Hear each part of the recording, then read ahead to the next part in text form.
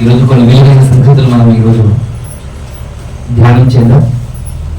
దేవుని యొక్క మనసు అనేది అది ఎంత విశాలమైన ఈ ప్రపంచంలో ఎవరికి సరిగ్గా తెలియదు. ఒకటి. రెండవది, ఆయన చిత్తం ఏదో ఈ భూమి మీద ఉన్న మనుషులు కూడా ఎవరికి తెలియదు దేవుడు అన్నారు. మరి కాబట్టి ఈ రెండు విషయాలను ఆలోచన చేసి ఈరోజు మనం నేర్చుకోబోతున్న అంశము, నేర్చుకోబోతున్న పాఠం ఏంటంటే దేవుని చిత్తము తెలుసుకోవడం ఎలా. మనం ఈరోజు నేర్చుకోబోతున్న పాఠం ఏంటంటే దేవుని చిత్తము తెలుసుకోవడం ఎలా అనే దాని గురించి మనం ఈరోజు జాగ్రత్తగా కొన్ని మాటలను పరిశీలన చేద్దాం.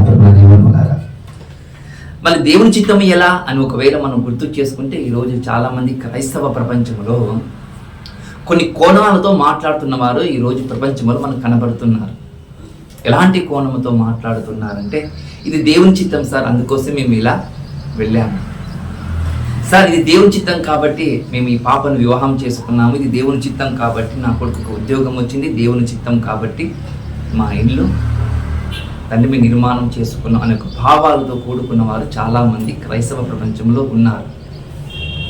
నిజంగా దేవుని చిత్తం తెలుసుకోవడము ఒక ఇల్లు గురించినా, దేవుని చిత్తం తెలుసుకోవడం ఒక పెళ్లి గురించినా, దేవుని చిత్తం గురించి తెలుసుకోవడం ఒక ఉద్యోగం కోసమేనా అని ఒకవేళ మనము ఆలోచన చేస్తే ఈరోజు దేవునికి మనసు తెలుసుకొనక ఇదే ఆయన చిత్తమని, అదే ఆయన మనసు అని వెళుతున్న వారు ఈరోజు చాలా మంది ఉన్నారు. నిజంగా దేవుని చిత్తం తెలుసుకోవాలంటే ఎలా సార్ అంటే చాలా మంది ఈరోజు అంటారు, ఈరోజు దేవుడు మాతో మాట్లాడాడు సార్, చర్చికి వెళ్తే సార్ ఈరోజు మేము ప్రార్థన చేసి మాకు ఈరోజు ఈ విధంగా మేము ప్రార్థన చేశాం సార్, ఒక దర్శనం వచ్చింది అని కొంతమంది అనేవాళ్ళు క్రైస్తవ ప్రపంచంలో కూడా చాలా మంది ఉన్నారని మీరు గుర్తు చేసుకోవాలి. మరి ఎలా ఉన్నారు మనకు సంబంధం లేదు, కానీ వాక్యం ఏం చెబుతుందో మనం చూద్దాం. ఈరోజు వాక్యము ఏం చెప్తుందో మనం జాగ్రత్తగా పరిశీలించేద్దాం దేవుని మనగా. ఎందుకంటే ఆయన చిత్తం తెలుసుకోవాలన్నా ఒక యోగ్యత ఉండాలి, మీరు గుర్తు చేసుకోవాలి. ముందుగా ఆయన చిత్తము మనం తెలుసుకోవాలంటే ఒక యోగ్యత ఉండాలంట, ఒక అర్హత ఉండాలంట. ఒక ఉద్యోగానికి అర్హత ఏ విధంగా అవసరమో, ఒక ఓటకు వినియోగించుకోవడానికి ఏ విధంగా అర్హత అవసరమో, దేవుని చిత్తం తెలుసుకోవడానికి కూడా ఒక అర్హత అవసరం అంట. ఏంటిది ఆ అర్హత అంటే బైబిల్ చెప్తుంది. ఒక మాట చూసుకున్నాం జాగ్రత్తగా. యాకోబు రాసిన పత్రిక 1వ అధ్యాయం, యాకోబు రాసిన పత్రిక 1వ అధ్యాయంలో ఒక విలువైన ఒక మాట మనం జాగ్రత్తగా మనం చూద్దాం దేవుని మొదల. యాకోబు రాసిన పత్రిక 1వ అధ్యాయము 22వ వచనం జాగ్రత్తగా చూసుకుందాం. 1వ అధ్యాయము 22వ వచనం జాగ్రత్తగా మనం చూసుకుందాం దేవుని మొదల. మీరు వినువారు మాత్రమై ఉండి మిమ్ముని మీరు మోసపుచ్చుకొనకుండగా వాక్య ప్రకారము ప్రవర్తించువారై ఉండుడి. ఒక మాట కనబడుతుంది. యాకోబు గారు ఎవరంటే మీకు అందరికి తెలుసు అనుకుంటాను. మన ప్రభువు, మన రక్షకుడైన యేసు ప్రభులు వారి యొక్క సహోదరులు అని మీరు గుర్తు చేసుకోవాలి. ఒకే తల్లి గర్భములో వచ్చిన వారు మీరు గుర్తు చేసుకోవాలి దేవుని వల్ల. మళ్ళీ ఈ యాకోబు గారు ప్రభువును నమ్మకం మునుపు తన మరణాన్ని కోరుకున్నవాడు అని మీరు అది కూడా గుర్తు చేసుకోవాలి. అలాంటి యాకోబు గారు ఈరోజు దేవుని చిత్తము గురించి ఒక మాట చెబుతున్నాడు అంటే ఆయన ఎంతగా దేవుని గురించి ఆలోచన చేశాడో, ఎంతగా ఆయన వాక్యానికి లోబడ్డాడో, గౌరవించాడో మీరు ముందుగా గ్రహించాలి. అందుకే అదే అంటున్నాడు యాకోబు గారు. మీరు ఒకవేళ దేవుని చిత్తం మీరు తెలుసుకోవాలని ఒకవేళ మీరు అనుకుంటే బైబిల్ చెప్తున్న మాట, దేవుడు చెప్తున్న మాట మీరు వినువారు మాత్రమే మిమ్మును మీరు మోసపుచ్చుకొనకుండగా వాక్య ప్రకారం ప్రవర్తించువారే ఉండుడి. ఏమంటున్నాడు? మీరు వినువారు మాత్రమే ఉంటే మిమ్మల్ని మీరు మోసపుచ్చుకుంటారు. మీరు వినువారు మాత్రమే ఉంటే దేవుని చిత్తం తెలియదు. మీరు వినువారు మాత్రమే ఉంటే ఇదే దేవుని చిత్తం అని మీరు ముందుకు కొనసాగలేదు. వినువారు మాత్రమే ఉంటే అది ఏది చెయ్యలేమా? దేవుని చిత్తము చెయ్యలేమని బైబిలే చెబుతున్న ఒక మాట ప్రియమైన దేవుని మాట. యాకోబు గారు కూడా అదే అంటున్నాడు. మీరు దేవుని చిత్తము తెలుసుకోవాలంటే మీరు వినేవారిగా ఉంటే మీరు ఎప్పుడు దేవుని చిత్తము మీరు తెలుసుకునలేరు.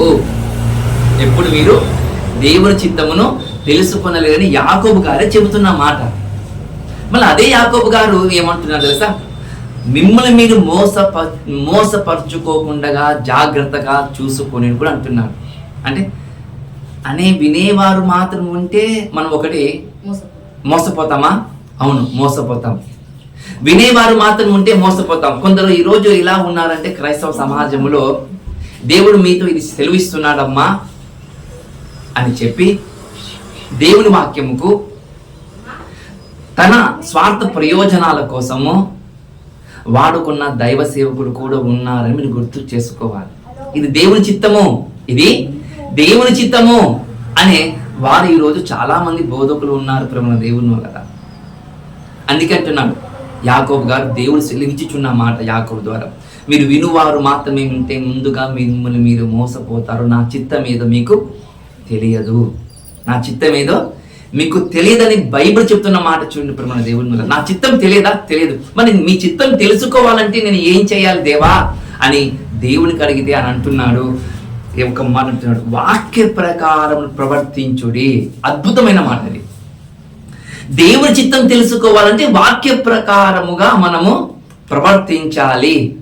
వాక్య ప్రకారముగా మనము ప్రవర్తించాలి. వాక్య ప్రకారం ఎలా ప్రవర్తిస్తారు సార్? వాక్యం ఏం సెలవిస్తుంది? వాక్యం ఏ విధంగా తెలియజేస్తుంది? దేవుడు ఏ విధంగా మాట్లాడుతున్నాడు అని మనం తెలుసుకోవాలి. ఇప్పుడు మన దేవుని వల్ల ఎగ్జాంపుల్ మీకు అర్థం కావడానికి, ఉదాహరణకి ఎవరో ఒకరు అనామకుడు వచ్చి మీకు ఒక బంపర్ డ్రా తగిలింది, ఆ డ్రాలో మీకు 15 లక్షలు మీకు లక్కీ ట్రిప్లో మీకు శాంక్షన్ అయింది. ముందుగా ఆ అమౌంట్ మీకు పంపాలంటే మీరు దయచేసి మాకు జిఎస్టీ ఫీజు కట్టని మీకు అమౌంట్ పంపుతామని చెప్పే వాళ్ళు ఉన్నారా అంటే ఉన్నారు. మోసగాళ్ళు చాలామంది. మనం విని అయ్యో అని మనం పరిగెత్తుకుని వెళ్ళి వారు అడిగిన అమౌంట్ మనం వేస్తామా అంటే మనం వెయ్యము. ఎందుకో ఆలోచన చేస్తాం. మనము ఆలోచన చేస్తాం. మనం ఒకవేళ నువ్వు ప్రార్థన చేసిన తర్వాత నువ్వు ఆర్థిక ఇబ్బందులు ఉన్నావనుకో, ఆర్థిక ఇబ్బందులు ఉన్నప్పుడు నీకు ఇలాంటి ఆఫర్ వచ్చిందనుకో, అప్పుడు నువ్వేం చేస్తావు? పరిగెత్తుకొని వెళ్ళి నువ్వు అమౌంట్ కడతావు కదా. ఖచ్చితంగా పరిగెత్తుకొని వెళ్ళి నువ్వు అమౌంట్ కడతావని అందరికీ తెలుసు. అది నీవు కావచ్చు, నేను కావచ్చు. కానీ వాక్యం చెబుతుంది ఏమనంటే, వాక్యం ఏమని చెబుతుందో మనకు బయలుపరుస్తున్న మాట మనం జాగ్రత్తగా చూడాలి. ప్రేమ దేవుని వల్ల బయలుపరుస్తున్న మాట మనం జాగ్రత్తగా మనం చూడాలి. అందుకంటుంది వాక్యం ఏమని అంటుంది తెలుసా? మీరు వాక్యం వినువారు మాత్రమే ఉంటే మీరు మోసపోతారు. ఒకటి. రెండవది, బైబిల్ చెప్తున్న మాట ఏమో తెలుసా? మీరు జాగ్రత్తగా వాక్య ప్రకారముగా మీరు ప్రవర్తించుడి అని చెప్తుంది వాక్యం. వాక్య ప్రకారం ఎలా ప్రవర్తించాలి? ఇంతకు దేవుని చిత్తం తెలుసుకోవాలంటే మనం ఏం చేయాలి సార్? దేవుని చిత్తము తెలుసుకోవాలంటే మనం ఏం చేయాలి సార్? వాక్యం ఏం చెప్తుంది ఒకసారి మాకు చెప్పండి సార్ అని ఒకవేళ మీరు అనుకుంటే, మీ ఆలోచనలో ప్రశ్న కలుగుతుందా లేదా? దేవుని చిత్తం తెలుసుకోవడానికి వాక్య ప్రకారంగా ప్రవర్తించమంటున్నాను కదా దేవుడు. మళ్ళీ వాక్య ప్రకారంగా ప్రవర్తించమని చెప్తున్న ఆ దేవుడు ఏమని చెప్తుంది అని దేవుడు చెప్తే, మనం అడిగితే దేవుడు ఇలా చెప్తాడు. ఇదే యాకోబు రాసిన పత్రికలో ఒక మాట సెలవిస్తుంది. బైబిల్ ఒక మాటను సెలవు ఇస్తుంది. ఏమని ఇస్తుంది తెలుసా? జాగ్రత్తగా చూద్దాం. 1వ అధ్యాయం 5వ వచనం. ఇంతకుముందు మనం 1వ అధ్యాయం 22వ వచనం కదా మనం చదివింది. ఇప్పుడు 1వ అధ్యాయంలో మనం 5వ వచనం జాగ్రత్తగా చూద్దాం. దేవుని మీలో ఎవరికైనాను జ్ఞానము కొదువుగా ఉన్న ఎడల అప్పుడు మీరు దేవుని అడగవలెను, అప్పుడు అతనికి అది అనుగ్రహింపబడును. ఒక మాట చూద్దాం. ఏమని తెలియజేస్తుంది బైబుల్? నువ్వు దేవుని చిత్తం తెలుసుకోవాలంటే నీవు వాక్య ప్రకారముగా ప్రవర్తించు అని చెప్తుంది బైబిల్. ఒకటి. రెండో చెప్తుంది అదే వాక్యం ఏమని చెప్తుంది తెలుసా? నీకు దేవుని జ్ఞానము, దేవుని చిత్తమును తెలుసుకోవాలంటే ముందు నీవు దేవుని జ్ఞానమును అడుగు. ఏంటట? ముందుగా మనం దేవుని జ్ఞానం అడగాలట. మనం ముందుగా దేవుని జ్ఞానం అడగాల. అవును, ఎందుకోసం దేవుని జ్ఞానం అడగాలి? మరి ఈ ప్రపంచంలో చాలా మంది క్రైస్తవ కుటుంబాలు ఎన్నో ఉన్నాయి కదా. మన దేవుని జ్ఞానమును అడుగుతామా లేకపోతే మనము లోక జ్ఞానమును అడుగుతామా? ఎక్కువగా మనం అడిగేది లోక జ్ఞానమే. దేవుని జ్ఞానం అడగడం అనేది, దేవుని జ్ఞానము ఆలోచన చేసేది అనేది ఏ ఒక్క క్రైస్తవ తల్లిదండ్రులు ఎవరు ఎప్పుడు ఎక్కడ వాళ్ళ పిల్లలకు చెప్పరు ప్రేమ దేవుని వలన. ఎవరు ఎప్పుడు వాళ్ళ పిల్లలకు చెప్పరు. చదవండి చదవండి అని చెప్తారు తప్ప దేవుని ఇష్టానుసారంగా బతకండి, దేవుని ఇష్టానుసారంగా మీరు జీవించండి, దేవుని యొక్క ఉద్దేశాలు తెలుసుకునే విధంగా మీరు అడుగులు వేయండి అని ఏ తల్లిదండ్రులైనా చెప్పేవారు ఉన్నారా అంటే ఉండటము చాలా చాలా చాలా కష్టం. మన దేవుని వల్ల చాలా కష్టం. బైబిల్ చెప్తుంది, నీకు జ్ఞానము కొదువుగా ఉన్న ఎడల, నీకు జ్ఞానము కొదువుగా ఉన్న ఎడల నన్ను అడుగు, నాకు అడిగితే నీకు నేను ఏం చేస్తాను తెలుసా, సరైన మార్గములో నడిపిస్తాను. ఏంటట? సరైన మార్గంలో నడిపిస్తాడు దేవుడు. అవును, సరైన మార్గంలో దేవుడు నడిపిస్తారంట జ్ఞానము కొదువుగా ఉన్న ఎడల. నువ్వు ఎవరినైనా అడగొచ్చా? వయసులో చిన్న పెద్ద అనే తేడా లేదా? ఎవరినైనా అడగొచ్చు దేవుని జ్ఞానము. దేవా, నాకు మీ జ్ఞానము కావాలి, మీ చిత్తము తెలుసుకోవడానికి, మీ సంకల్పం నెరవేర్చడానికి మీ జ్ఞానము కావాలి దేవాని ఎవరైనా అడగొచ్చంట. కాటికి కాలు చాపుకున్న వ్యక్తి కూడా దేవుని జ్ఞానమును అడగొచ్చట. చూడండి, అడగొచ్చా? అవును, అడగొచ్చు, ఎవరైనా అడగొచ్చు. అందుకని కింద ఏమంటారు తెలుసా? మరొకసారి చదువుతున్నాను. మీలో ఎవరికైనా నేను జ్ఞానము కొదువుగా ఉన్న ఎడలా అతడు దేవుని అడగవలెను, అప్పుడు అది అతనికి అనుగ్రహింపబడును. ఆయన ఎవరిని గద్దింపక అందరికీ ధారాళముగా దయచేయువాడు. అందరికీ దారుణంగా దయచేయువాడట. ఖచ్చితంగా ఇస్తారంటే అవును, ఖచ్చితంగా ఇస్తారంట. సార్, మరి ఈ జ్ఞానము ద్వారా దేవుని చిత్తం తెలుస్తుందంటే అవును, తెలుస్తుందట.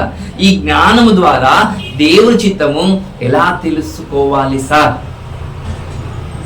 చాలా మంది బైబిల్ చదివితే అయిపోతుందా? బైబిల్ చదివితే చాలా మంది ఈరోజు బైబిల్ చదివితే అయిపోతుంది అనుకుంటున్నారు. బైబిల్ చదవడం ప్రాముఖ్యం కాదు, బైబిల్ను అర్థం చేసుకోవడము ప్రాముఖ్యం అని మీరు గుర్తుకు చేసుకోవాలి. ఇప్పుడు దేవుని చాలా మంది మనుషులను అర్థం చేసుకున్నామంటారు. చాలా మంది నేను నిన్ను అర్థం చేసుకున్నాను అంటారు. ఇదే మాట బైబిల్ కాడికి వచ్చింది, నేను దేవుని అర్థం చేసుకున్నాను అని అంటారు. బైబిల్ అర్థం చేసుకున్నా అంటారు. కాదు కాదు కాదు కాదు. మనుషులు అర్థం చేసుకోవడం వేరు, దేవుని అర్థం చేసుకోవడం వేరు. మనుషులను అర్థం చేసుకోవడం వేరు, దేవుణ్ణి అర్థము చేసుకోవడం వేరు. ప్రభు దేవుని అర్థం చేసుకోవాలంటే ముందు ఆయనతో ఎలా ఉండాలో ప్రవర్తించడం నేర్చుకోవాలి. ఒకటి, ఎడతగని ప్రార్థన జీవితం ఉండాలి. తెలుసా? ఆయన అర్థం చేసుకోవాలి. ఎడతగని ప్రార్థన జీవితం ఉండాలి. ఆయనతో సహవాసం ఉండాలి. ఆయనతో సహవాసం ఉండాలి. అప్పుడు ఆయన చిత్తము తెలుసుకోవడానికి జ్ఞానమును నీకు ఇస్తాడు దేవుడు. బైబిల్ చదవక, బైబిల్ ఏం చెబుతుందో అది తెలియక, బైబిల్ సందర్భాల గురించి ఎంత తెలియజేసినా దాని గురించి అర్థం చేసుకొనక ఈరోజు మనము మాట్లాడుతూ ఉంటే అది దేవుని చిత్తము కాదు. ప్రేమ దేవుని, అది దేవుని చిత్తము కాదు. నడవడం కూడా దేవుని చిత్తము కాదు. మీకు అర్థం కావడానికి ఇప్పుడు దేవుని చిత్తం తెలుసుకోవాలంటే ముందు ప్రవర్తించమన్నాడు. ప్రవర్తించాలంటే వాక్య ప్రకారంగా ముందు కొనసాగమన్నాడు కదా.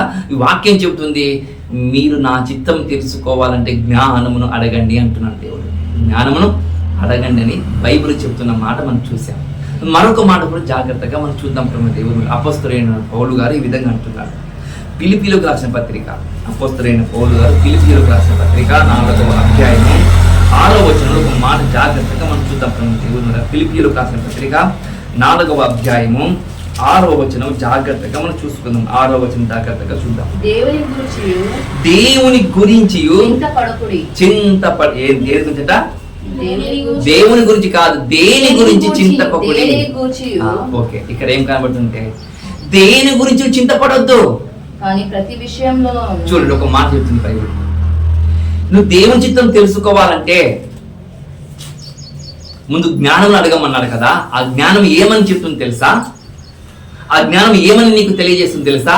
నువ్వు దేని గురించి నువ్వు చింతపడకూడి. ప్రతి విషయంలోనూ. ఏంటంట? దేని గురించి చింతపడకూడదా? దేని గురించి చింతపడదు, దేని గురించి నువ్వు చింతపడొద్దు. మనం ఈరోజు మనము దేవుని చిత్తము నాకు తెలుసు, దేవుని చిత్తము నాకు తెలుసు అని ఇది చేయాలి, నేను దేవుని చిత్తం అది చేయాలి, ఇది చేయాలని అనుకుంటున్న వాళ్ళు చాలా మంది ఈరోజు క్రైస్తవ వేతరులు, క్రైస్తవ సంఘాలు, విశ్వాసులు ఉన్నాయి, క్రైస్తవ కుటుంబాలు కూడా ఉన్నాయి. ఇది దేవుని చిత్తం, ఇది దేవుని చిత్తం, ఇది దేవుని చిత్తము అనేవాళ్ళు చాలా మంది ఉన్నారంట. నా కొడుకు ఉద్యోగం చేస్తుందంటే దేవుని చిత్తము, నా కూతురు ఉద్యోగం చేస్తుందంటే దేవుని చిత్తము, నా కూతురుకు మంచి భర్త వచ్చారంటే దేవుని చిత్తము అని అంటారంట. కానీ బైబిల్ చెప్తుంది, ఏమని చెప్తుంది తెలుసా? దేనిని గురించి నువ్వు దేని గురించి చింతపడవద్దు అంటుంది. ఇది ఎవరికి చెందుతుంది మాట? క్రైస్తవులు. ఇది ప్రతి ఒక్కరు క్రైస్తవులకు, బైబిల్ పట్టుకున్న ప్రతి ఒక్కరికి ఇది చెందుతుందా అంటే కాదు.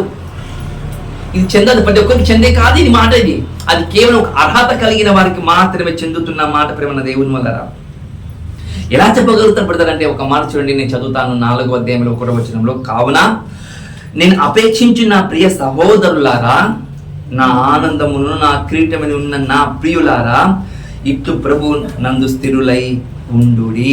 ఎవరైతే ప్రభు నందు స్థిరులై ఉంటారో వారికి మాత్రమే చెందుతున్నమాట.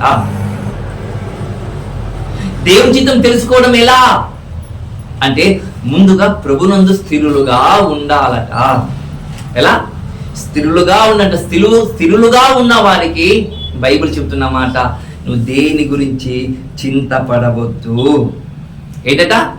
దేని గురించి చింతపడవద్దు అని చెప్తుంది బైబిల్. ఉద్యోగమా? చింతపడొద్దు. వివాహమా? చింతపడొద్దు. ఇల్లు కట్టడమా? చింతపడొద్దు. మన దేని గురించి చెప్తుంది బైబిల్? దేని గురించి నువ్వు చింతపడవద్దు. మనం చింతపడకుంటే మనం ఎలా అంటే మనం చింతపడతాం. మనము చింతపడతాం. వయసు అయిపోతుంది, ఉద్యోగం రాలేకపోతుంది, ఇంకా ఇలా చెప్పుకుంటూ పోతే ఎన్నో మనకు ఆలోచనలు కలుగుతూ ఉంటాయి. ప్రేమ దేవుని వల్ల మనకు కలుగుతూ ఉంటాయి. కానీ బైబిల్ చెప్తున్న మాట ఏం తెలుసా? దేని గురించి చింతపడవద్దు. రెండోది చెప్తున్న మాట ఏమని అంటున్నారు తెలుసా? ప్రతి విషయములోనూ ప్రార్థన విజ్ఞాపముల చేత కృతజ్ఞత పూర్వకముగా మీ విన్నపములు దేవునికి తెలియజేయుడి. ప్రతి విషయమట. ఏంటట? ప్రతి విషయము ఎవరికి తెలియజేయాలంటే దేవాది దేవునికి నీవు ప్రార్థన విజ్ఞాపన చెయ్యాలి అని చెప్తుంది బైబిల్. ప్రతి విషయములోనా? అవును, ప్రతి విషయములో నీవు దేవాది దేవునికి ప్రార్థన చెయ్యాలట. ప్రతి విషయములో దేవాది దేవునికి నువ్వు విజ్ఞాపన చెయ్యాలట. అని ప్రార్థన చేస్తే మనకు తెలుస్తుందా చిత్తము? ప్రార్థన చేస్తే నీకు అర్థమవుతుందా దేవుని చిత్తము? నువ్వు దేవుని కృతజ్ఞతాస్తుతులు చెల్లిస్తే దేవుని చిత్తం తెలుస్తుందా? అంటే ఈరోజు ప్రార్థన చేశాను సార్, ఇది నేను ప్రార్థన చేశాను సార్ కాబట్టి ఇట్లా వెళ్ళాను సార్ అనే వాళ్ళు కూడా ఉన్నారు. అందులో ఫెయిల్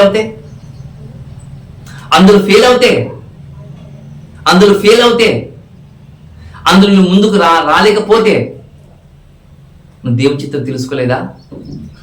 నువ్వు దేవుని చిత్తము తెలుసుకునలేదా అని నేను మిమ్మల్ని అడుగుతున్నాను. నేను అంటే ప్రార్థన చేసావంటే, ప్రార్థన అంటే ఇలా చేసాం తెలుసా? పెదవులతో చేసే ప్రార్థన కాదు మన దేవుని.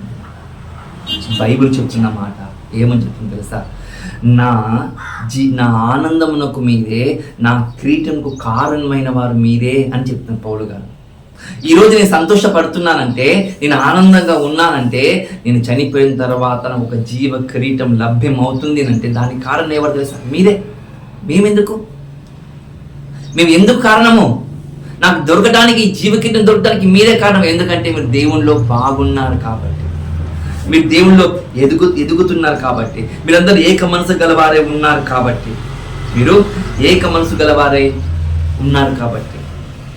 చూడండి, అదే ఏక మనసు కలిగి ఉండాలనా? ఏక మనసు కలిగి ఉంది. అది ఏ కుటుంబంలో సరే ఒకే మనసు కలిగి ఉండాలట. ఒకే మనసు కలిగి ఉండాలని బైబిల్ చెప్తున్న మాట చూడండి. ప్రేమ దేవుడు బైబిల్ చెప్తున్న మాట అంటే దేవుడి జ్ఞానం కొదువుగా ఉంది. దేవుడు మనకు తెలియజేస్తారు. ఏ విధంగా తెలియజేస్తారంటే, ముందుగా నువ్వు దేని గురించి చింతపడవద్దు. ప్రార్థన చేయి. ప్రార్థన అనగానే మనకు నిద్రలో వచ్చే జీవితాలు కూడా ఉన్నాయి. ప్రార్థన అనగానే నిద్రలో వచ్చే జీవితాలు లేవంటారు. ఈరోజు క్రైస్తవ సమాజంలో చాలా ఉన్నాయి. ఎక్కడ లేని నిద్ర అప్పుడు ఆ ప్రార్థనలో లాడముద్దుకు వస్తుంటుంది నిద్ర. ఎవరో జోకు వచ్చినట్టు నిద్ర వస్తుంది. ప్రేమ దేవుని వల్ల నువ్వు అలా ఉంటే దేవుని చిత్తం నీకు అర్థమైందా? అలా అనుకుంటే దేవుని చిత్తం ఇదని నువ్వు చెప్పగలుగుతావా? ఇదని నేను చెప్పగలుగుతానా? ప్రార్థన చేయడం అంటే బైబిల్ ఏం చెప్పిన సార్, ప్రక్షాతాపడుతూ ప్రార్థన చేయడం. ఏంటంట? ప్రక్షాతాపడుతూ ప్రార్థన చేయాలి. మీకు తెలుసు అనుకుంటాను, ఒక పరిచయుడు, ఒక సుంకరి, ఇద్దరు వెళ్ళండి దేవుని దగ్గరికి. ప్రార్థన చేశారంట. దేవా నేను ఇది చేస్తున్నాను, వారానికి 2 సార్లు ఉపవాసం, నేను 10వ భాగం ఇస్తున్నాను, నేను ప్రార్థన చేస్తున్నానని చెప్పారంట. ఇంకొకటి, దేవా నాకు అర్హత లేదు, ఆకాశం వైపు చూసే అర్హత నాకు లేదు, యోగ్యత నాకు లేదు, నేను ఏ పాటి వాడనయ్యా అని అన్నాడంట. మరొక ఈ ఇద్దరు ఎవరి ప్రార్థన దేవుడు విన్నారంటే వీరి ప్రార్థన దేవుడు విన్నాడని మనకు తెలుసు. ఎవరైతే తగ్గించుకున్నాడో, ఎవరైతే దుఃఖముతో విధేయత కలిగి దేవుని సన్నిధానంలో మొరపెట్టాడో దేవుడు వాని యొక్క ప్రార్థన విన్నట్లుగా మనకు బైబిల్ చెప్తుంది. ప్రేమ దేవుని వల్ల మళ్ళీ ఇదే బైబిల్ ఏం చెప్తుంది తెలుసా నీకు? ఒక్కసారి ఒక మాట చూపెట్టడానికి ప్రయత్నం చేస్తాను, చూద్దాం. సామెతల గ్రంథం 6వ అధ్యాయం 22వ వచనం. సామెతల గ్రంథం 6వ అధ్యాయం 22వ వచనం. జాగ్రత్తగా మనం చూసుకున్నాం. సామెతల గ్రంథము 6వ అధ్యాయము 22వ వచనం. జాగ్రత్తగా మనం ఒక మాట మనం చూసుకుందాం. నీ త్రోవను వెళ్ళున్నప్పుడు అది నిన్ను నడిపించును. చూడండి ఏమంటుంది బైబిల్. ఈ జ్ఞానం ఏమవుతుంది తెలుసా? ఆయన మహాజ్ఞానం ఏమవుతుంది తెలుసా? నీకు ఒక సరైన మార్గంలో నడిపిస్తుందట. నువ్వు దేని గురించి చింతపడొద్దు, నువ్వు ప్రార్థన చేయి, విజ్ఞాపన చేయి అని చెప్తుంది బైబిల్. అదే బైబిల్ చెప్తుంది, నువ్వు ప్రార్థన చేసిన తర్వాత, నువ్వు విజ్ఞాపన చేసిన తర్వాత దేవుడు అంటున్నాడు నిన్ను సరైన మార్గంలో నడిపించడానికి నువ్వు ఏ వాక్యం అయితే నువ్వు చదువుతున్నావో, ఏ వాక్యం నువ్వు జాగ్రత్తగా వింటున్నావో ఆ వాక్యమే చెప్తుంది. ఏమని చెప్తుంది తెలుసా? నీ త్రోవను వెళ్ళున్నప్పుడు అది నిన్ను నడిపించును, అది నువ్వు పండుకున్నప్పుడు నిన్ను కాపాడును, నీవు మేలుకున్నప్పుడు అది నీతో ముచ్చటించును. తెలియజేస్తుందంట, మాట్లాడుతుంటే వాక్యం నీతో. ఇది దేవుని చిత్తమేనా? నేను దేవుని చిత్తం ఒకవేళ ఉద్యోగం చేయాలనుకుంటే నేను ఉద్యోగానికి లోబడే విధంగా నా జీవితం ఉందా, నా బ్రతుకు ఉందా, నా ప్రవర్తన ఉందా అని నీతో ముచ్చటిస్తుందంట. అమ్మా నువ్వు ఇలా ఉన్నావా, నువ్వు ఇలా ఉన్నావా అని చెప్తుందంటే నీకు. దేవుని చిత్తం అని ప్రార్థన చేసి విడిచిపెట్టిన తర్వాత మనం వచ్చి నన్ను నడిపించేది, నాతో ముచ్చటించేది అని మనం అనుకుంటే తప్పు. ప్రేమ దేవుని వల్ల అందుకంటాడు దేవుని చిత్తములో రావాలంటే బైబిల్ చెప్పబడిన మాట మీరు విన్నారు కదా. ఫిలిప్పీయులకు రాసిన పత్రికలు ఏమని విన్నాడు? చింతంతా ఆయన మీద వెయ్యడు. అదే తర్వాత ఎవరు వెయ్యాలయ్యా అంటే ప్రభునందు స్థిరులైన వారు మాత్రమే ఇస్తారంట. స్థిరులంటే విశ్వాస జీవితంలో చెక్కు చెదరని వాళ్ళని గుర్తు చేసుకోవాలి. విశ్వాస జీవితంలో చెక్కు చెదరని వారు ఏం చేస్తారు తెలుసా? ఇది చేస్తారట. విశ్వాసం మీద చెక్కు చెదరని వారు దేవుని చిత్తము తెలుసుకోవడానికి, దేవుని చిత్త ప్రకారంగా నడవటానికి ఉపయోగపడతారట. విశ్వాస జీవితంలో మన స్థిరులుగా ఉండకపోతే ఆయన చిత్తం మనకి ఎలా అర్థమవుతుంది? పై పైన మనకు అర్థమవుతుందా? పై పైన అర్థమవుతే మన జీవితాల్లో ఆయన చిత్తం తెలుసుకోవటంలో మన యోగ్యుల కామను గుర్తు చేసుకోవాలి. అపోస్తులైన పౌలు గారు ఈ మాట అన్నాడంటే మనం చాలా చాలా లోతుగా ఆలోచన చేయవలసిన విషయం ఉంది అని మీకు చెప్తున్నాను. మరికొంతమంది విధంగా అనుకుంటారంట, వారి సుబుద్ధి మీద వారే ఆధారపడి ఇదే దేవుని చిత్తం అనుకుంటున్న వాళ్ళు కూడా ఉన్నారంట. తెలుసా? వారి సుబుద్ధి మీద వారే ఆధారపడతారంట, వాళ్ళని వాళ్ళే నమ్ముకుంటారంట. నమ్ముకొని ఏం చేస్తారు తెలుసా? ఇది దేవుని చిత్తం అంటారంట. వాళ్ళని వాళ్ళు నమ్ముకొని దేవుని చిత్తం అనటము సమంజసము కాదు అని బైబిల్ చెప్తున్నమాట. మనల్ని మనం నమ్ముకుని దేవుని చిత్తం కాదా? అసలు కానే కాదు. బైబిల్ చెప్తున్న మాట, నువ్వు దేవుని చిత్తము నువ్వు ఎరిగిన దానివైతే, నువ్వు దేవుని చిత్తములో ముందుకు నడవాలి అనుకుంటే ముందు వాక్యానికి గౌరవించు, వాక్యానికి విలువనిచ్చు. వాక్యము గౌరవిస్తే, వాక్యానికి విలువనిస్తే నేను ఒక రూపాన్ని తీసుకొస్తుంది తెలుసా? నిన్ను ఒక మంచి రూపాన్ని తీసుకొస్తుంది తెలుసా? వాక్యము ఒక రూపాన్ని తీసుకొస్తున్నావు. నేను చెక్కుతుంది వాక్యము. ఇలా ఉండాలి, ఇలా మాట్లాడకూడదు, ఇలా ఉండాలి, ఈ విధంగా జీవించాలి, ఈ విధంగా దేవుని మనసును అర్థం చేసుకోవాలి, ఈ విధంగా మనం మర్యాదగా, ఈ విధంగా మన్ననంగా, ఈ విధంగా నిదానంగా, ఇదో సాత్వికంగా, సమాధానంగా. అది దేవుని చిత్తం. అది నిన్ను నేర్పిస్తుందట. అది ఏది మనలో లేకుండగా నేను దేవుని చిత్తం తెలుసుకున్నాను, దేవుని చిత్తంతో నేను ఎదుగుతున్నాను, దేవుని చిత్తంతో ముందుకు నడుస్తున్నాను అంటాము. అది క్రైస్తవుని యొక్క లక్షణము కాదు, కాదు, కాబోదని గుర్తు చేసుకోవాలి. వాక్యం అంటే నేను సరిచేస్తుందంట. అందుకే వాక్యము మీరు వాక్య ప్రకారంగా మీరు ప్రవర్తించుడని చెప్తుందంటే మళ్ళీ వాక్యం ఏం చెప్తుంది? నీకు తెలుసు అనుకుంటా, పేతురు రాసిన పత్రిక 2వ అధ్యాయంలో నీకు తెలుసు అనుకుంటాను. ఏమని చెప్తుంది బైబుల్? మనల్ని మాదిరికరంగా ఉంచిపోయాను. ఎవరిని? ప్రభువైన యేసుక్రీస్తు వారిని మనకు మాదిరికరముగా ఉంచిపోయాడట. మనం ఆయన అడుగు జాడల్లో మనము నడవాలట.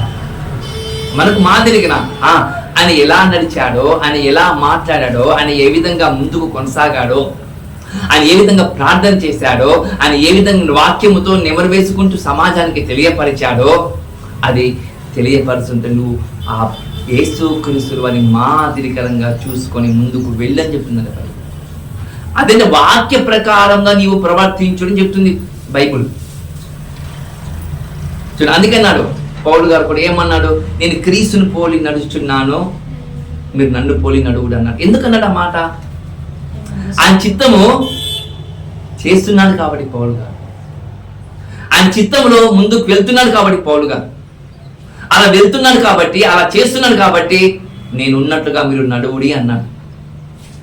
చూడండి, అంటే దేవుని చిత్తం తెలుసుకోవడానికి మన మీద మనం ఆధారపడకుండా ఉండకూడదు. దేవుని మీదనే ఆధారపడి ఉండాలని చెప్తుంది బైబిల్. దేవుని మీదనే ఆధారపడమని బైబిల్ చెప్తున్న మాట ప్రేమ దేవుని మీద. ఇప్పుడు ఉద్యోగం చేయాలనుకుంటున్నావా? ప్రార్థన చేయి, విజ్ఞాపన చేయి. ఎప్పుడు చెయ్యి? ఎలా చెయ్యి? వాక్య ప్రకారంగా నువ్వు బతకకుండా చేసేది వ్యర్థము. వాక్యాన్ని గౌరవించుకుని చేసే అది సమంజసం, దానికి మేలు కలుగుతుంది అని బైబిల్ చెప్తుంది. వాక్యానికి విరుద్ధంగా ఉండి నేను ప్రార్థన చేస్తాను, దేవుని చిత్తం అది కుదరదు ప్రేమ దేవుని మీద. అది కుదరదు. బైబిల్ ఇంకేం చెప్తుంది తెలుసా? దేవుని చిత్తం అనే దాని గురించి. ఏదైతే మీరు ఉద్యోగం చేయాలనుకుంటున్నారో, ఏదైతే ఇల్లు కావాలనుకుంటున్నారో, ఏదైతే మీరు వాక్యానికి ప్రకటించాలనుకుంటున్నారా, నేను సహకారులుగా ఉండాలనుకుంటున్నారో, ఒకవేళ నువ్వు అనుకుంటూ ఉంటే ముందు విధేయత కలిగి బతుకొని చెప్తుంది బైబిల్. అందుకేమంటుంది తెలుసా బైబిల్? రోమిలికి రాసిన పత్రిక 12వ అధ్యాయము 1వ వచనము. రోమిలికి రాసిన పత్రిక 12వ అధ్యాయము 1వ వచనం బైబిల్ ఏమని చెప్తుంది చూద్దాం ప్రేమ దేవుని వల్ల. 12వ అధ్యాయము 1వ వచనము 2వ వచనం. కాబట్టి సహోదరులారా, పరిశుద్ధమును దేవునికి అనుకూలమైన సజీవ యాగముగా మీ శరీరములను ఆయనకు సమర్పించుకోండి, దేవుని వాక్యములను బట్టి మిమ్మల్ని బతిమాలుకొనుచున్నాను. ఏం చెప్తుంది సార్ బైబిల్? మంచి ఎంత ఖచ్చితంగా చెప్తుంది చూడండి. మీరు దేవుని చిత్తము తెలుసుకోవాలని ఒకవేళ మీరు అనుకుంటూ వెళ్ళిపోతుంది, ఇది మీ మనసులో ఉంచుకోండి. ఈ ఉద్యోగం చేసేది, ఈ చదువుకునేది, ఈ ఆలోచనలు కలిగించేది నా దేవాది దేవునికి మహిమపరచడానికే. నా దేవాది దేవునికి మహిమపరచడానికి అందుకే నేను ఉద్యోగం చేయాలనుకుంటున్నాను. ఈ శరీరం ద్వారా దేవునికి మహిమపరచాలనుకుంటున్నాను. ఈ శరీరం ద్వారా దేవునికి కృతజ్ఞతాస్తుతులు చెల్లించిన భద్రమే జీవితాంతము ఉండాలని అనుకుంటున్నాను అనే విధంగా వెళ్ళాలట. అందుకంటున్నాను బైబిల్. కాబట్టి సహోదరులారా, అయ్యలారా, అమ్మలారా, పరిశుద్ధమును దేవునికి అనుకూలమైన సజీవ యాగముగా, దేవునికి ఏదైతే అనుకూలముగా ఉంటుందో ఆ విధంగా మీ శరీరమును మలుచుకోండి. ఏంటట? మీ శరీరాలను మలుచుకోవాలట. మీ శరీరాలను మలుచుకోవాలని బైబిల్ చెప్తున్న మాట చూడండి ప్రేమ దేవుని వల్ల. అంటే మన శరీరాలను మలుచుకోవాలనా? అవును. ఒక కాగితం ఉందండి, గాలిపటం ఎగిరివేయాలనుకుంటున్నాను. ఆ కాగితంతో గాలిపటం చేస్తామా? దానికి ఒక రూపానికి రావాలి, ఒక రూపానికి రావాలి. అలా రూపంకి వచ్చినప్పుడు గాలిపటం మనము ఎగిరివేయగలుగుతాం కదా. అదే అంటుంది బైబిల్. ముందుగా నువ్వు వాక్య ప్రకారంగా నడుచుకుంటూ వెళితే ఏ దేహమైతే ఉన్నదో ఆ దేహము సజీవ యాగముగా సమర్పించుకోవడానికి అడుగులు వేస్తుంది. ఏ వాక్యం అయితే ఉన్నదో ఆ వాక్యం నీకు చెప్తుందంట, ఈ శరీర క్రియలను విసర్జించు అని. ఏ వాక్యం అయితే ఉన్నదో ఆ వాక్యము నీ లోపాలను ఎత్తి చూపించినప్పుడు ఆ లోపాలను సరి చేసుకునే విధంగా ముందుకు నడవాలని చెప్తుందంట బైబిల్. చూడండి, అంటే ఏ వాక్యం అయితే ఉన్నదో ఆ వాక్యమును క్రీస్తు యొక్క ప్రతిబింబాన్ని నేను చూపిస్తుందంట. అది గుర్తు చేసుకోవాలి. అందుకంటున్నాను, క్రీస్తు ప్రతిబింబముగా చూపిస్తుందంటే వాక్యము. నువ్వు ఏ అడుగు వెయ్యి, నువ్వు ఏ పని చేసేటప్పుడు క్రీస్తు ఏ విధంగా ప్రతిబింబంగా ఉన్నాడో తెలుసుకోవాలట. అది తెలుసుకోవాలంటే మనం విధేయత కలిగి ఉండక తప్పదు ప్రేమ దేవుని వల్ల. అందుకంటుంది బైబిల్ ఏమంటుంది తెలుసా, సహోదరులారా పరిశుద్ధం ఎందుకంటుంది తెలుసా, నీవు అవకతవకలు కలిగి ఉండి నువ్వు అడుగులు వేసుకుంటూ దేవునికి వ్యతిరేకంగా నువ్వు బతుకుతూ, ఇది దేవుని చిత్తం అంటే తప్పది. దేవునికి చిత్తం అంటే తప్పది. పరిశుద్ధమును దేవునికి అనుకూలమైన సజీవ యాగముగా మీ శరీరాలను సమర్పించుకొనుడి. దేవునికి ఏదైతే ఇష్టమో ప్రతి ఒక్కరు సజీవ యాగము సమర్పించుకోనికి సిద్ధమవుతారంటే ప్రభుత్వ దేవుని వల్ల. కొంతమంది ఉన్నారు ఈరోజు ఏం చేస్తారు తెలుసా, వాళ్ళ కొడుకులను ఆడపిల్లలను బంగారు నిధి కోసం ఏం చేస్తారు, చంపేస్తారు. చాలామంది ఇవి జరుగుతున్నాయి, మన తెలుగు రాష్ట్రాల్లో జరుగుతున్నాయి తెలుసా. ఒక మంచి యోగ్యత కావాలంటే ఏం చేయాలంటే కొందరిని చంపేస్తున్నారు, బలి అర్పిస్తున్నారు తెలుసా, బలిని అర్పిస్తున్నారు. అని బలిని అర్పించే విధంగా కూడా జరుగుతున్నాయా ఈరోజు అంటే అవును. ఎందుకంటే బలిని అర్పిస్తే అది ఒక ఉన్నతమైన శిఖరాలను తీసుకుని వెళ్తున్న ఒక ఉద్దేశం అంట. ఉన్నతమైన శిఖరాలను తీసుకుని వెళ్తున్న ఒక ఉద్దేశం, అది ఒక మూఢనమ్మకంగా ఉంది, ఒక మూఢనమ్మకంగా అది ఉంది. ఇప్పుడు బైబిల్ చెబుతుంది అది ఏదైతే మూఢనమ్మకంగా ఈ ప్రపంచం ఆలోచన చేస్తుందో నేను చెబుతున్నాను, మీ దేహము సజీవ యాగంగా నా కోసం సమర్పించుడి. నా కోసం సమర్పించితే అప్పుడు మిమ్మల్ని నా చిత్తము నా మనసు మీకు అర్థమవుతుందని చెప్తుందంట బైబిల్. అదే చేశాడు యేసుక్రీస్తుల వారు. అవును, అదే చేశాడు. రాత్రంతా ప్రార్థన చేశాడు, ఉదయం మొత్తం సువార్త ప్రకటించాడు. ఎక్కడికి వెళ్ళిన లేఖనాల గురించి చెప్పాడు, ఎక్కడికి వెళ్ళిన దేవుని గురించే మాట్లాడగలిగాడు. అంటే అవునా, అది వాస్తవం మనకు కనబడుతున్న మాట ప్రేమ దేవుని, అది మనకు కనబడుతున్న మాట చూడండి. మనకు సజీవ యాగంగా మీరు చేసుకొనుడి అంటున్నాడంటే బైబిల్. చూడండి, ఇలాంటి మాట చెప్తే ఎవరైనా చేస్తారా? ఇలాంటి మాటలు ఎవరైనా చెప్తే వాళ్ళ దేహాల సజీవ యాగంగా దేవుని పని కోసం ఎవరైనా ముందుకు అడుగులు వేస్తారా? ఎవరు వెయ్యరు, ఎవరు అడుగులు వేయరు. ఉన్నదాంట్లో ఉంటే సంతృప్తిగా ఉందంలే అనుకుంటారు. ఉండు, కానీ దేవుని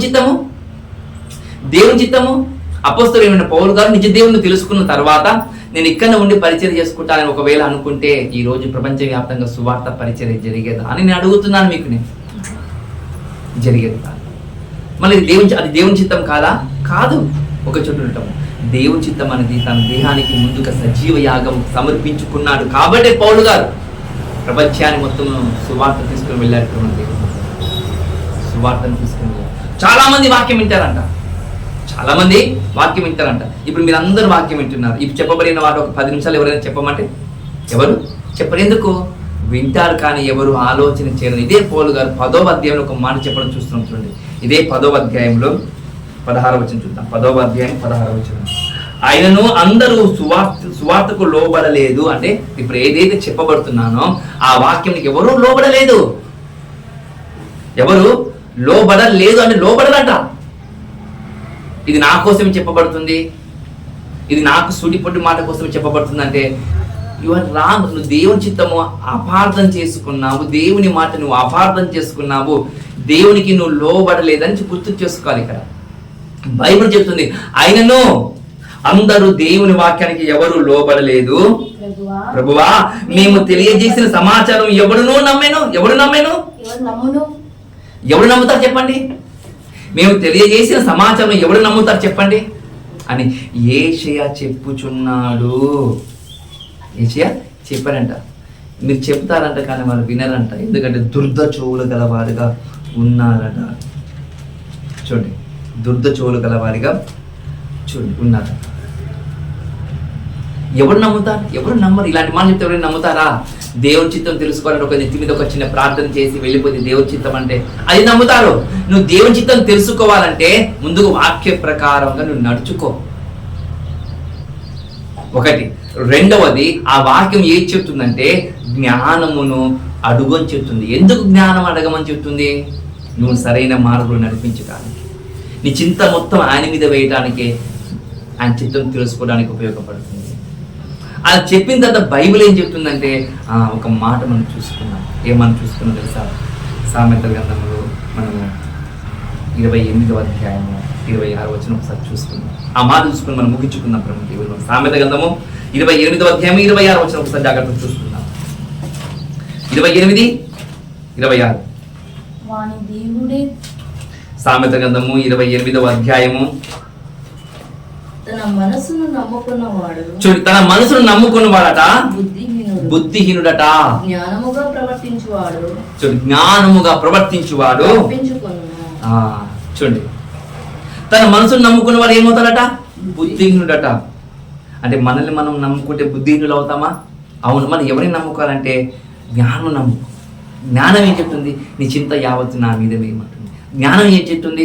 నీ శరీరమే సజీవ యాగంగా నా కోసం సమర్పించు. నీ శరీరమే సజీవ యాగంగా నా కోసం సమర్పించని చెప్తుంది. అది దేవుని చిత్తం. మరికొన్ని మాటలు కూడా దేవుని చిత్తం అంటే మూర్ఖుని నోరు మోయించడమే దేవుని చిత్తం. అలాంటి మాటలు కూడా బైబిల్ ఉన్నాయి, నేను కాదంటలేదు. ఆ మూర్ఖుని నోరు మోయించాలన్న కూడా జ్ఞానం చెప్పినట్టు నడవాలి. నువ్వు దేవుని చిత్తం నెరవేర్చాలన్నా జ్ఞానమును ముందు నువ్వు విలువనివ్వాలి, వాక్యానికి విలువనివ్వాలి, ప్రార్థనగానే విలువనివ్వాలి, వాక్యం అనగానే విలువనివ్వాలి. ఇది నా జీవితంలో రెండు ఎప్పుడు ఉండాలని ఒక ఊపిరిలాగా తీర్చుకుంటే, ఒక ఊపిరిలాగా చేసుకుంటే దేవుని చిత్తం మనకు అర్థమవుతుంది. అప్పటి వరకు మనకు అర్థం కాదు. అప్పటి వరకు మనకు దేవుని చిత్తము అర్థం కాదు. దేవుడు అందుకే అన్నాడు. ఎగ్జాంపుల్, ఒక తండ్రికి 2 కుమారులు ఉన్నారు. మత్తయి సువార్త 21వ అధ్యాయంలో 32వ వచనంలో ఒక తండ్రికి 2 కుమారులు ఉన్నారంట. ఆ లోకపు తండ్రి ఈ విధంగా చెప్పాడంట. మీకు అర్థంగా చెప్తుంది ఈ మాట. ఇద్దరు చెప్పాడు కొడుకులకు. ఇద్దరు చెప్తే ఒకడు పని చేయకుండా వెళ్ళిపోయారంట, ఒకడు చెప్తానని చేయకుండా వెళ్ళిపోయారంట. ఒకడు పని చేయకుండా వెళ్ళిపోయారట, ఒకడు చేస్తానని చెప్పి పని చేయకుండా వెళ్ళిపోయారట. చూడండి, ఇందులో మరొక ఆలోచన చేసి ఎవరైతే పని చేయమని చెప్పాడో వాడు మరలా వచ్చి తండ్రి చెప్పిన మాటను చేశాడట. తండ్రి చెప్పిన చిత్తాన్ని నెరవేర్చాడట. చూడండి, ఇద్దరిద్దరు తీసుకోండి. మన సంఘంలో ఇద్దరిద్దరు తీసుకోండి. ఎవరు తండ్రి చిత్తం నెరవేరుస్తున్నారు? చేస్తామని చెప్పి చెయ్యని వాళ్ళు ఉన్నారు, చెయ్యనని చెప్పి చేసేవాళ్ళు కూడా ఉన్నారా అని అడుగుతున్న ప్రశ్న. మరి ఇదా దేవుని చిత్తం మనకు అర్థమవుతుందా? దేవుని చిత్తం అర్థం చేసుకోవాలంటే మనకు ఒకటి ఆయనతో విధేయత కలిగి ఉండడం. ఆయనతో విధేయత కలిగి ఉండటం. మరి విధేయత కలిగి ఉంటారో అవిధేయత కలిగి ఉంటారో, ఏదో నా మనసుని నమ్ముకొని ఇది దేవుని చిత్తం అనుకుని వెళ్తున్నావు, అది నీ అంతకు నీవు ఆలోచన చేసుకోవాలని ప్రభునామను కోరుకుంటూ ఈ కొద్ది మాటలు ముగిస్తున్నాను. తలలోంచుకుంటే ప్రార్థన చేసుకున్నాను. మహాపరిశుద్ధుడైన మా తండ్రి, పరలోకంలో ఉన్న మా దేవ, మీ కృపను బట్టి, మీ కనికరను బట్టి కొన్ని విలువైన సంగతులు చెప్పడానికి సహాయం చేశారు. ఇట్టి మాటలు తండ్రి మేము గౌరవించి మీకు విధేయత కలిగి జీవించగలిగే భాగ్యాన్ని ప్రసాదించండి. మీ చిత్రం తెలుసుకోవడం చాలా ఆశగా ఉంది, కానీ మీ మాటలు అర్థం చేసుకోలేకపోతున్నాం, మీ మనసును మేము అర్థం చేసుకోలేకపోతున్నాం. అర్థం చేసుకునే విధంగా మనం ముందుకు నడిపించమని కోరుకుంటూ యేసు ప్రభువు వారి నామమున ఈ ప్రార్థన మనవులు అడిగి సమర్పిస్తున్నాను. పరలోకంలో ఉన్న మా కన్న తండ్రి. ఆమేన్. మంచిది ప్రభువు దేవుని వల్ల పవిత్రమైన ప్రభువుల కార్యక్రమం మనం వెళ్దాము.